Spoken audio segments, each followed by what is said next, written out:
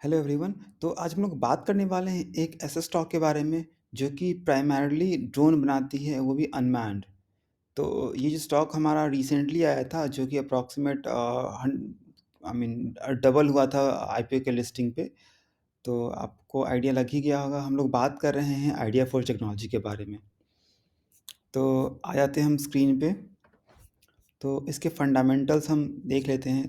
तो कंपनी का market cap बहुत ही कम है, 3200 करोड़ की है। मतलब बहुत ही कम है, बहुत ज़्यादा कम है।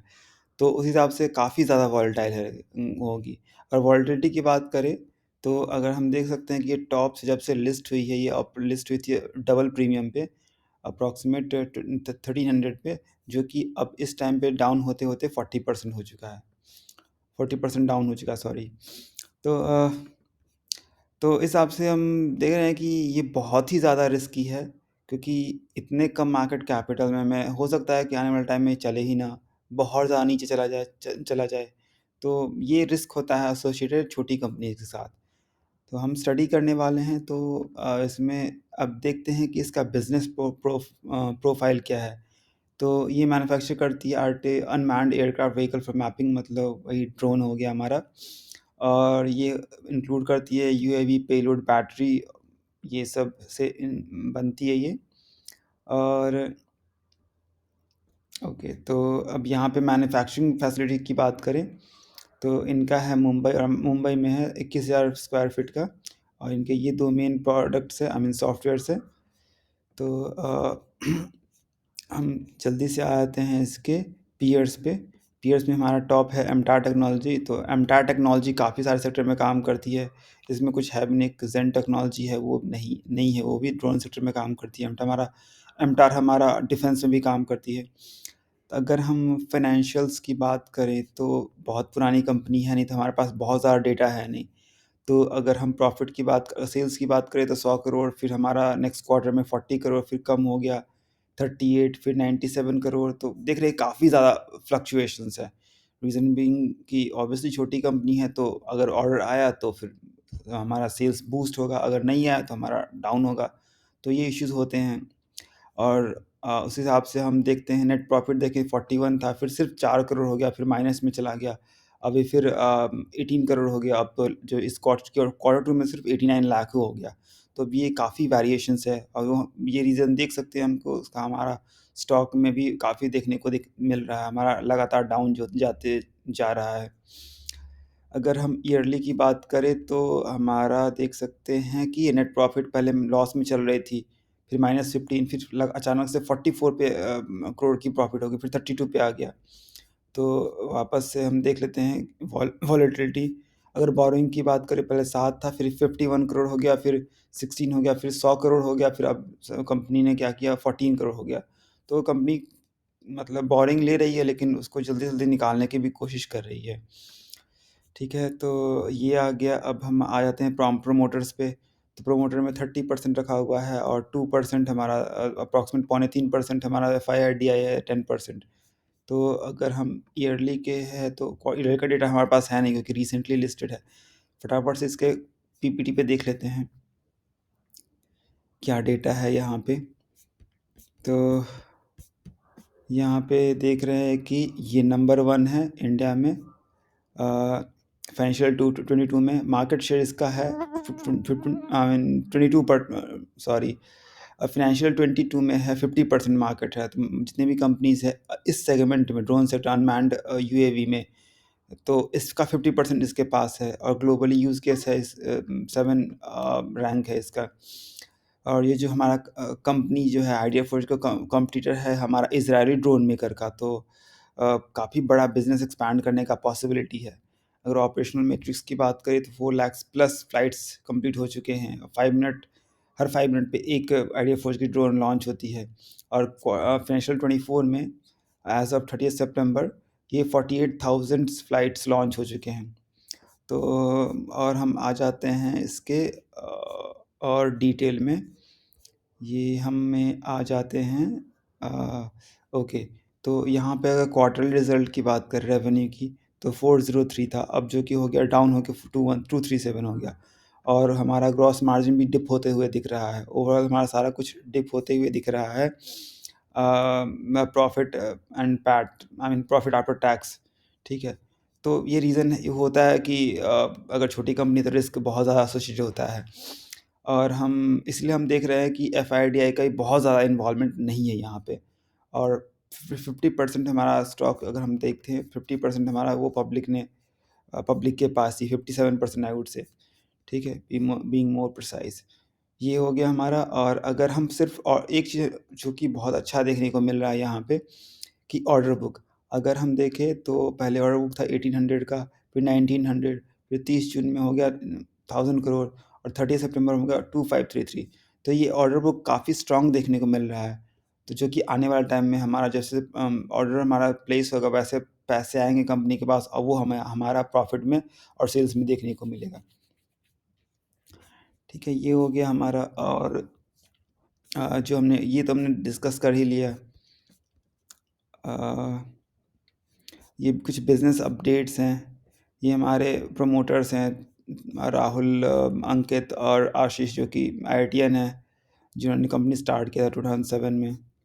बाकी बोर्ड ऑफ डायरेक्टर्स है। Okay, so that's it. और नेक्स्ट हम देखते हैं, अभी जो, एक बार हम लिंक्डइन देख लेते हैं।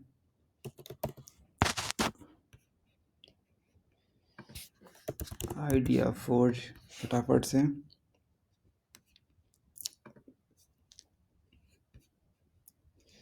पोस्ट में हम देख सकते हैं कि जो भी ये काफ़ी एक्टिव रहता है, यहाँ पे काफ़ी सारा देखने को मिलता है।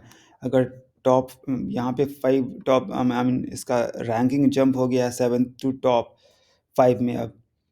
अ, थोड़ा सा और नीचे आए तो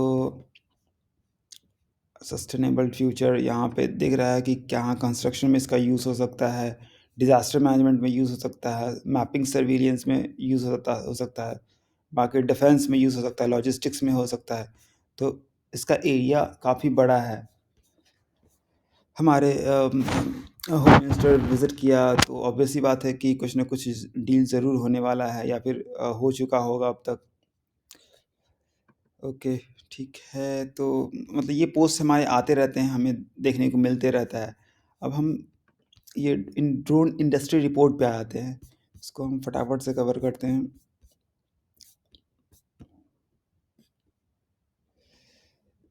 ओके, ग्लोबल मिलिट्री एक्सपेंडिचर यहाँ पे हमें दिखा रहा है।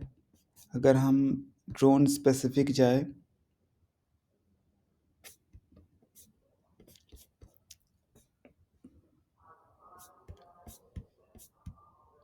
ओके, तो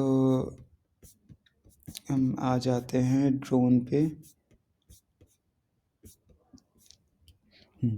तो ये हमारा इम्पोर्टेंट पैरामीटर है कि ये अगर 2018 से 2022 से 2018 से 22 तक हमारा 19% का क्या कर रहा। अगर हम बिज़नेस की बात करें तो $21 बिलियन का मार्केट है अभी, ग्लोबल मार्केट, ठीक है, जो कि 2030 तक $91 बिलियन जाने वाला है। तो और अभी 23 ख़त्म हो गया, ऑलमोस्ट 24 चल रहा है, स्टार्ट हो जाएगा। तो 7 साल में अप्रॉक्सीमेट 4 टाइम्स होगा। तो ऑब्वियस सी बात है कि हमारा ड्रोन का इंडस्ट्री ग्रो कर रहा है, तो इसके साथ साथ इसका बिजनेस भी ग्रो करेगा। ठीक है, तो इसका एप्लीकेशन है सर्विलियंस, हमने देखा है, मैपिंग, इंस्पेक्शन, डिलीवरी में, आई मीन लॉजिस्टिक्स में। और ये है हमारा डिफेंस का। तो यहाँ पे हम देख रहे हैं कि डिफेंस में अप्रॉक्सीमेट भी defence drone market size increase हो रहा है ओवर द पीरियड। तो आई मीन 2018 में 18 to 30 का यहाँ पे हम देख रहे हैं, तो हमारा ये 23% कैगर से ग्रो होगा। एक बार हम आ जाते हैं कि आइडिया फोर्ज का कंट्रीब्यूशन क्या है, स्क्रॉल करते करते देख लेते हैं, आइडिया फोर्ज कर लेते हैं। अब ये इन्फॉर्मेशन है कि PLI के थ्रू इसको डिसबर्सल हुआ था। ओके, तो यहाँ पे हम देख सकते हैं कि इस ड्रोन कंपनी का बेंचमार्क है। तो थोड़ा सा इसको जूम कर लेते हैं, ठीक है।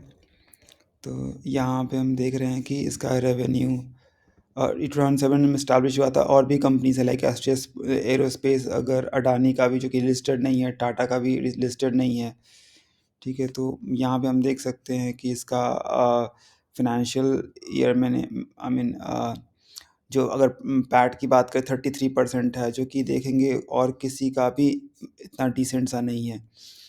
और इसी तरह से हम और में आ जाते हैं बाकी में। तो यहाँ हम देख सकते हैं 40% और इसका सेक्टर देखेंगे तो एग्रीकल्चर, एनर्जी, जीआईएस, ये सारे सेक्टर्स में काम करने को मिलता है। अगर बाकी की बात करें, बाकी ड्रोन कंपनी की, तो इतना ज़्यादा कवरेज नहीं दिखता है, ठीक है। और ये प्रोडक्ट्स हैं तो अलग अलग कंपनीज़ के। तो यहाँ पे हम देख रहे हैं आइडिया फोर्ज का है, फिर इधर लॉकहीड मार्टिन का है। और अगर बाकी सारे डिटेल्स का इतना डिटेल में जाने की ज़रूरत नहीं हमें। तो ये हो गया। और अलग अलग ड्रोन सेगमेंट है। एक और चीज़ देख लेते हैं, इसका कंपैरिजन थोड़ा सा एमटार के साथ देख सकते हैं कि अगर हम एमटार के साथ कंपैरिजन करें तो फाइनेंशियल ईयर में था 140 था, और जो कि हो गया नेक्स्ट ईयर 347, फिर हो गया 1500, फिर 1800। अगर एमटार की बात करें तो देख रहे हैं कि ये ऑलरेडी ग्रोन मार्केट है। मीन मतलब ग्रोन तो नहीं बोलेंगे एग्जैक्टली, बट थोड़ी बड़ी कंपनी है कंपैरेटिवली। इसका double market size, market capital है अगर हम पीयर्स में जाए तो ये 3270 का है, इसका अप्रोक्सीमेट 7000 का मार्केट कैप है। उस हिसाब से देखेंगे तो इसका ग्रोथ अगर 20 से 23 तक देखेंगे तो अप्रोक्सीमेट डबल हो गया है। डबल से थोड़ा सा 2.5 टाइम्स आप बोल सकते हैं।